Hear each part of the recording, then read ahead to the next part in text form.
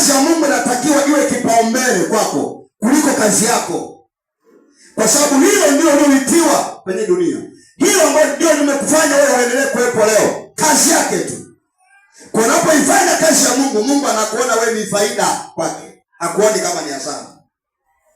Mtu usiozaa matunda utakatwa, lakini kama mtu unazaa matunda utapaliliwa vizuri, utamwagiliwa vizuri, utawekewa mbolea ili uendelee kustawi na uendelee kuzaa matunda.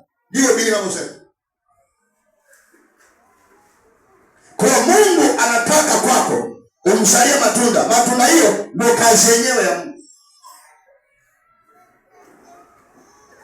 Wakati huo pia na shetani anapambana uiache kazi ya Mungu uifanye kazi yake.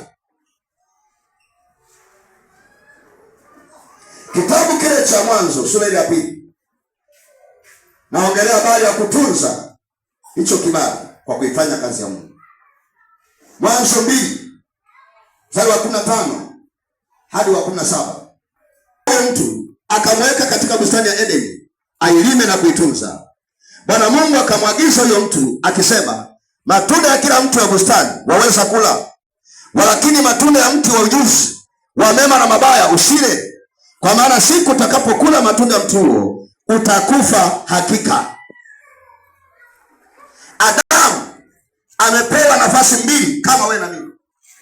Amepewa nafasi ya kuifanya kazi yake ili aendelee kuishi, lakini amepewa nafasi ya kufanya kazi ya Mungu.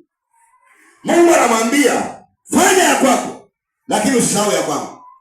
Utakapoisaliti ya kwangu nitakuondoa. Nimekuweka ili uifanye kazi yangu, wakati na za kwako pia zinaenda. Sasa huyu Adamu yeye alipewa kibali kuliko viumbe vyote vilivyokuwa vimeumbwa. Yeye akapewa kibali. Kibali gani? Akapewa kibali cha kufanana na Mungu, akapewa kibali cha kuongea na Mungu, akapewa kibali cha kufanya ibada na Mungu kuliko kiumbe chochote.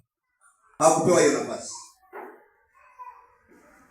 Kwa hiyo Adamu ndiye mwanadamu wa kwanza aliyepewa kibali na Mungu cha kufanya fellowship na Mungu kuliko viumbe vingine vyote. Katika viumbe vilivyo